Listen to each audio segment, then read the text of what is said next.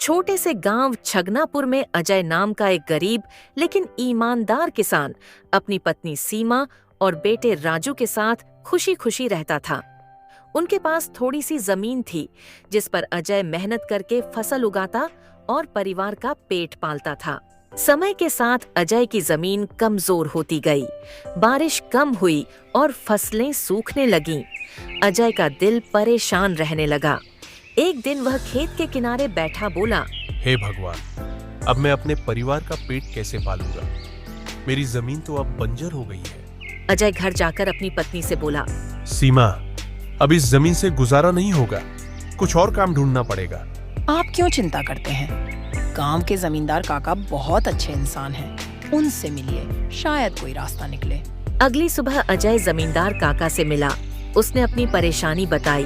काका मुस्कुराए और बोले, बेटा, मेरी गांव के बाहर एक खाली जमीन है, तुम वहां खेती करो। मुझे भी कोई देखभाल करने वाला चाहिए और तुम्हारा भी काम चल जाएगा। अजय की आंखों में उम्मीद की चमक आ गई। उसने काका को धन्यवाद कहा और खुशी खुशी घर लौट आया।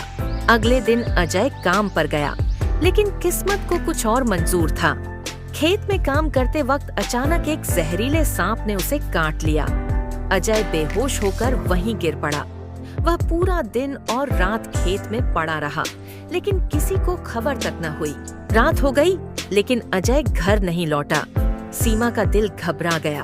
बेटे राजू ने माँ को दिलासा दी। माँ, पिताजी ने कहा था देर होगी, शायद वो आ रहे होंगे, आप सो जाइए। पर सुबह तक भी अजय नहीं लौटा तो सीमा घबराकर जमींदार काका के पास गई। काका ने तुरंत अपने नौकर को अजय को देखने भेजा। जब नौकर खेत पर पहुंचा तो देखा कि अजय बेहोश पड़ा है और उसका शरीर नीला पड़ चुका है। वह भागते हुए जमींदार को बताने गया। काका तुरंत वैद्य जी को लेकर खेत पहुँचे।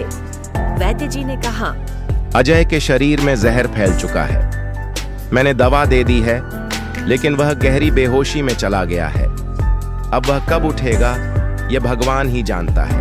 अजय को घर लाकर बिस्तर पर लिटा दिया गया।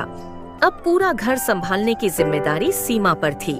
बेटे राजू ने कहा, माँ, मैं काम करूंगा और घर चलाऊंगा। लेकिन सीमा ने प्यार से कहा, नहीं बेटा, तुम्हारे पिताजी का सपना है कि तुम पढ़ लिख कर बड़ा अफसर बनो। तुम पढ़ाई करो, काम मैं करूंगी। अगली सुबह सीमा जमींदार काका के पास गई और बोली, मुझे आपके खेत में काम करने दीजिए ताकि मैं घर चला सकूं। काका बोले, बेटी, तुम घर के बाहर वाले खेत पर मत जाओ, वह दूर है। मेरे पास गांव के अंदर भी एक छोटा खेत है, तुम वहां काम करो और अपने घर का ध्यान भी रखो। सीमा ने उस छोटे खेत में काम करना शुरू कर दिया। सुबह खेत में काम करती, दोपहर को गांव के लोगों के घरों में झाड़ू पोछा करती और जो भी कमाई होती उससे घर चलाती और राजू की पढ़ाई कराती। धीरे धीरे सीमा की मेहनत रंग लाने लगी। खेत में फसल उगने लगी, घर का खर्च चलने लगा और राजू पढ़ाई में अव्वल आने लगा। कुछ महीनों बाद अजय को होश आ गया। उसने देखा कि सीमा ने अकेले पूरे घर को संभाल रखा है। अजय की आंखों में आंसू आ गए। सीमा, तुमने जो किया, मैं उसका आर्णी हूँ। अब हम दोनों मिलकर फिर से नई शुरुआत करेंगे। समय बीता और राजू खड़ी मेहनत से पढ़ाई करता रहा। आखिरकार वह गांव का पहला अफसर बना। गांव के लोग कहते, ये सीमा और अजय की मेहनत का नतीजा है। इस तरह सीमा के साहस, त्याग और अजय के साथ ने यह सिखाया कि चाहे कितनी भी मुसीबत आ जाए, परिवार साथ हो तो हर परेशानी का हल निकल जाता है। गांव वाले आज भी उनके संघर्ष और जीत की यह कहानी बच्चों को सुनाते हैं ताकि वह भी सीख सकें। कड़ी मेहनत और परिवार का साथ हर अंधेरे को रोशनी में बदल सकता है।